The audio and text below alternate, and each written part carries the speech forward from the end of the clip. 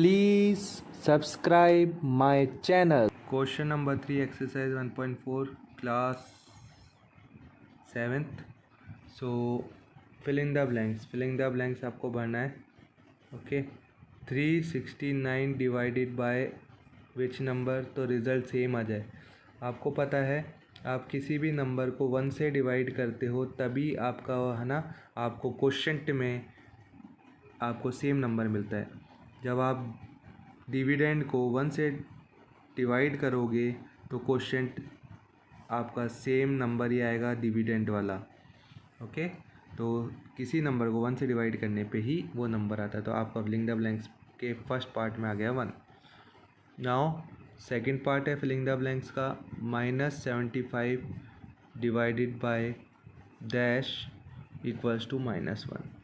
देखिए माइनस में ही आंसर चाहिए है ना, तो इसका मतलब है ये जो नंबर है वो पॉजिटिव होगा, क्योंकि हमें पता है जब हम नेगेटिव और पॉजिटिव को डिवाइड करते हैं तभी आंसर नेगेटिव आता है. और आपको दिख रहा होगा यहाँ पे क्वेश्चन में 1 है, तो आपको पता होना चाहिए जब आप सेम नंबर को सेम नंबर से डिवाइड करते हो तभी आपके क्वेश्चन में कितना आता है 1. तो 75 आ गया, और लेकिन पॉजिटिव आएगा. क्यों? क्योंकि नेगेटिव अपॉन पॉजिटिव नेगेटिव होता है.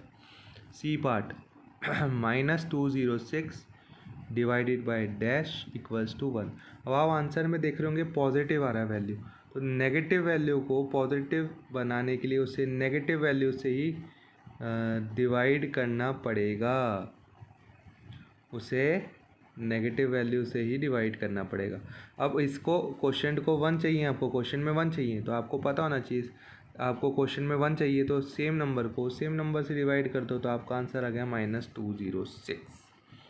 Now D part -87 divided by dash to get 87. Answer में आप देख रहे होंगे पॉजिटिव वैल्यू. ये तभी पॉसिबल है जब यहाँ पे भी नेगेटिव वैल्यू है, क्योंकि नेगेटिव अपॉन नेगेटिव भी पॉजिटिव होता है. अब आप आंसर में सेम नंबर चाह रहे हो तो इसे 1 से -1 से डिवाइड करना पड़ेगा. Okay 87 divided by 1 is equals to 87, और माइनस अपॉन माइनस प्लस होता है, तो प्लस का 87 आ गया. Now it's E part dash divided by 1 equals to -87. अब देख रहे हैं आंसर में आपको नेगेटिव वैल्यू चाहिए है ना, और ये पॉजिटिव वैल्यू गिवन है, तो यहाँ आपके ऑब्वियस सी बात है नेगेटिव वैल्यू आएगी, क्योंकि नेगेटिव अपॉन पॉजिटिव ही नेगेटिव होता है. नाउ अब आप चाह रहे हैं आंसर में 87 है, तो 1 है ना, 1 डिवीज़र है ना, और क्वेश्चन में 87 आ रहा है, तो इसका मतलब डिविडेंड कौन था? 87 ही था, क्योंकि जब आप नंबर को 1 से डिवाइड करते हो तभी वो नंबर आंसर में आता है. F part dash divided by 48 equals to -1. Answer में नेगेटिव चाहिए, ये पॉजिटिव वैल्यू गिवन है, तो ये कौन सी हो जाएगी? नेगेटिव है ना. और आपको पता है सेम नंबर को सेम नंबर से डिवाइड करते हो तभी आपके पास 1 आता है, तो ये 48 यहाँ पे वैल्यू आ जाएगी. -48 डिवाइडेड बाय प्लस का 48 इक्वल्स टू -1. एफ के बाद G part 20 divided by dash to get -2. Answer में माइनस चाहिए, एक पॉजिटिव वैल्यू है तो ये वैल्यू नेगेटिव होगी, और यहाँ आएगा 10, क्योंकि 10 टू जो कितना होता है 20.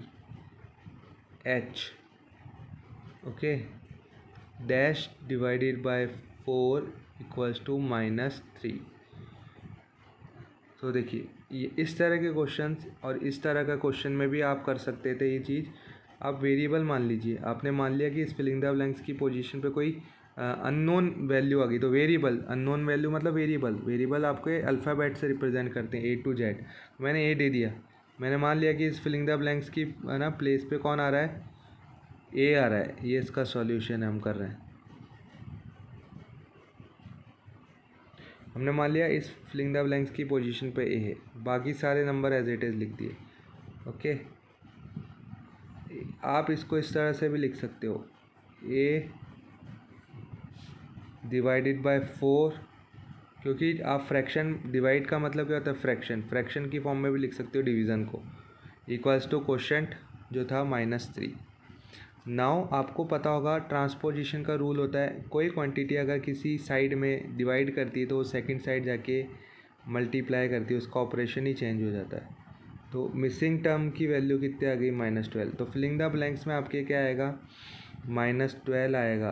अब आप चेक कर लीजिए माइनस अपॉन प्लस, माइनस 4 की टेबल में 12, 4 1 जा 4, 4 2 जा 8, 4 3 जा 12 आ रहा है। तो इसका मतलब यहाँ फिंगर लेंथ की पोजीशन पे क्या आ जाएगा, -12। So thank you student, I hope आपको क्वेश्चन 3 समझ आ गया होगा। Thanks for watching.